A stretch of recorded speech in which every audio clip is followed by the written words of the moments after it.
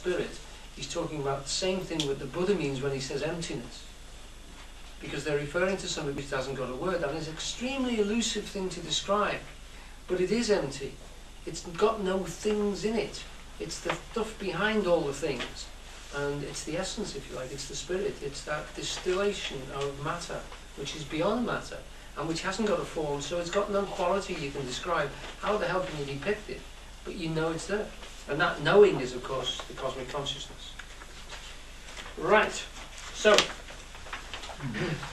what we finished up saying just before the break is that language and consciousness, Bucke is saying, go hand in glove. You cannot separate the two. They're the two sides of the same coin.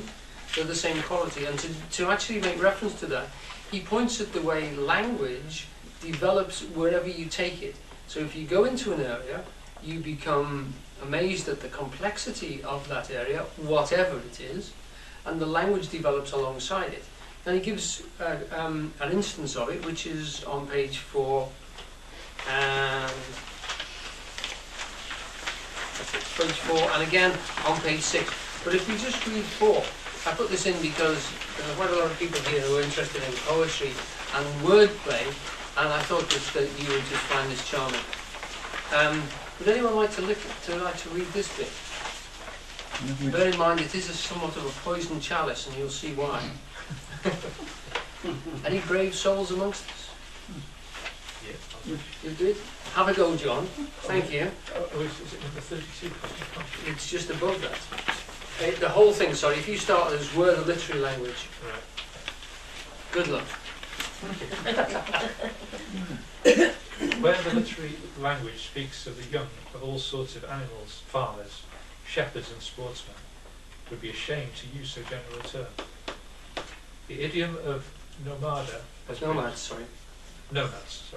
as Grimm says, contain an abundant wealth of manifold expressions for sword and weapons, and for the different stages in the life of cattle. In a more highly cultivated language, these expressions become burthensome and superfluous. But in a peasant's mouth, the bearing, carving, falling and killing of almost every animal has its own peculiar term, as the sportsman delights in calling the gate and members of game by different names.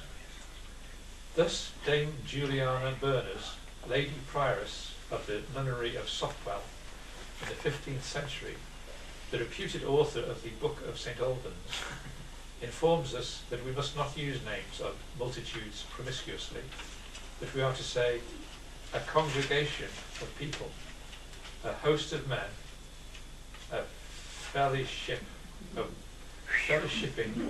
women, and a bevy of ladies. We must speak of a herd of hearties, swannies, crannies? Cranes, I think that is. Hearts, swans, cranes, or wrens. A siege of herons, or bitterns, I think. I think it's a bittern, but a muster of peacockies,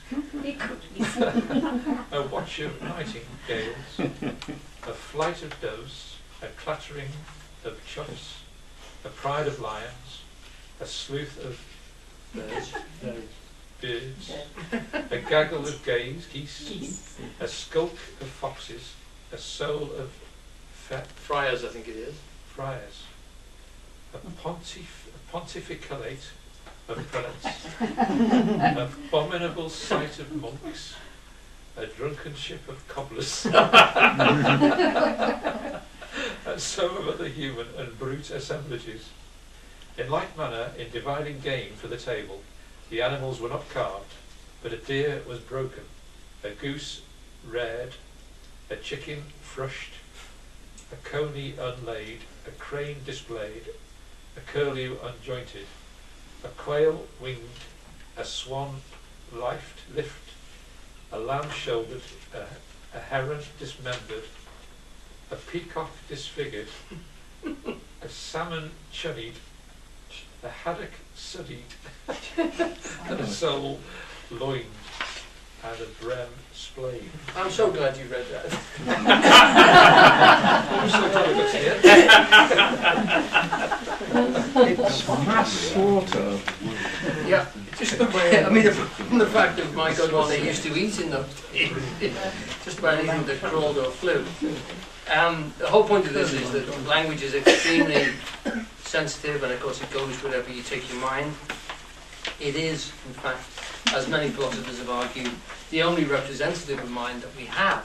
So when we're talking about mind, we're talking about language. And when we're talking about concepts, etc., and things like that, we're talking about the language which we handle them in. So that's an area which I wouldn't want to go into, but which modern levels of philology would go into that and would say, well, you can't really talk about what they knew, all you can talk about is what they wrote down. So we mustn't really get into the realms of subjective which he is getting into. But he has gone into them, and not only has he gone into them, he becomes really fascinating. If you turn now to 6, It gives the words a totally different flavour. it does.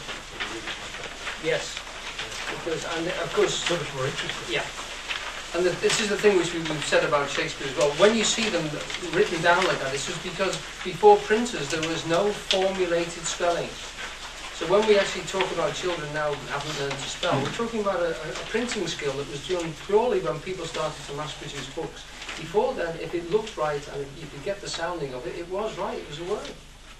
So that they would often change the spelling of their own names if they felt, they wanted to make it sound a bit more like this or a little bit like that. So you get Smith becomes Smythe and all this sort of stuff to give it an individual flavour. You could spell, you could use language in your way. It was a creative act the way you spelt. It became officially recognised and systemised by printers, not by artists or literary people, and Shakespeare bent words backwards and forwards. As far as we know from the handwritten stuff he did, which is mostly bills of lading and court proceedings and his own signature, he spelled his own name 4 or 5 different ways. I think it's more than that, it's about 8 different ways. So before we get, when you're talking to people about spelling and stuff, recognise that it was in fact a creative art at one time, and as you've just seen, you have to then formulate just how you're going to say this word. So, of course, when the books became mass-produced, we couldn't handle that, and it started to become more and more refined. But here's an interesting aspect of what he's pointing out here. This is a very important term of Eugene's work, because Eugene was very concerned that we do dictionary work, that we realized that the universe was unity, and that the differentiation of the unity of the universe is echoed in the differentiation of language, and that the whole point about the story of Babel, etc., is that the tongue becomes convoluted and confused in us, and we don't know what we mean.